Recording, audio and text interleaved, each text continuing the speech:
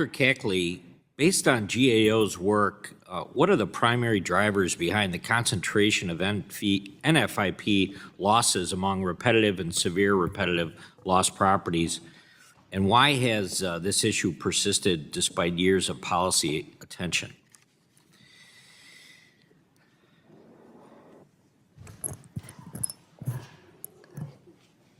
So your question is, what is the reason for the concentration of severe repetitive loss properties? Yeah, I mean, it's received a lot of discussion and attention, and I'm still wondering why we find ourselves in that position.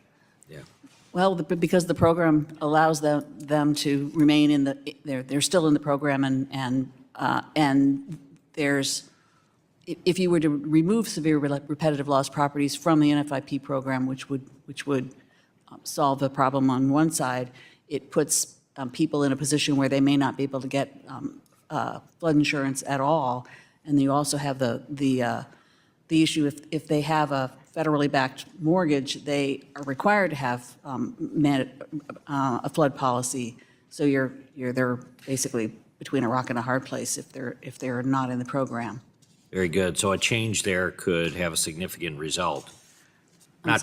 A change in that category could have a significant result on where we're at. A change in how you deal with repetitive loss properties and severe repetitive loss properties can have a significant impact on the program. It won't solve the problem, though. The problem Right. of NFIP being insolvent is beyond just those kinds of properties and goes to the need for more comprehensive reform. Very good. Thank you. Dr. Horn, how well does the current NFIP pricing structure reflect the actual flood risk, particularly for the properties that have experienced the multiple losses, which we were just discussing? Thank you. It depends very much on the individual property because historically, the Congress directed that certain policies would be at less than full risk-based rate. So under Risk Rating 2.0, the new pricing policy, people are moving towards their full risk-based rate. FEMA refers to this as the glide path, but Congress has actually put a limit on how much their premiums can be increased each year. So for primary residences, they can only be increased at 18% per year.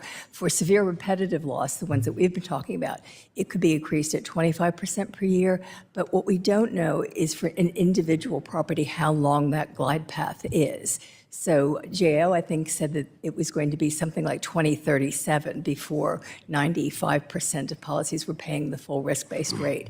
So it's just going to be very variable depending on how far below their full risk-based rate a particular policy is right now.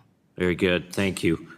And then, Mr. Ellis, I wanted to just talk a little bit about the taxpayer liability, ask you a question on that. I know this is maybe overly broad, but what policy tools, such as limiting coverage for SRL properties or expanding buyouts, would most effectively reduce the long-term taxpayer liability? Do you have any thoughts on that? Well, certainly, I think you can tackle it from both, and by doing a smart buyout system that buys out whole neighborhoods that are at risk, you're going to have a significant reduction in the risk to taxpayers. I mean, there's no doubt about it. And then obviously, if you are able to tackle severe repetitive losses properties to mitigate them so that they're not in that category anymore, or conduct buyouts for those, it is going to have a beneficial impact. But as been previously stated, the program's underwater for more than just the reason of severe repetitive loss properties. There's just, the rates are finally coming to being more actuarial or closer to actuarial, but they haven't been for decades, and that's a legacy issue. Very good. Thank you. I yield back, Chairman.